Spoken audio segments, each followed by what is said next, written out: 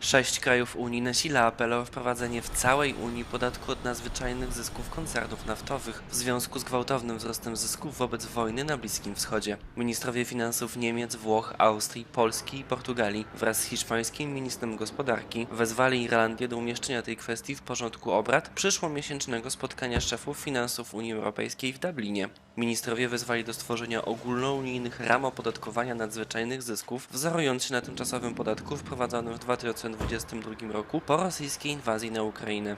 Pod tą propozycją niemiecki minister finansów stwierdził, że nadmierne zyski kryzysowe powinny zostać zwrócone konsumentom. Przedsiębiorstwa energetyczne odnotowały znaczne zyski w związku z zakłóceniami w żegludze przez cieśninę Ormus spowodowanymi wojną. Unia Europejska nie zapowiedziała jednak jeszcze planu wprowadzenia nowej opłaty. List pozostaje wstępnym projektem. W państwach członkowskich trwa polityczna dyskusja na ten temat.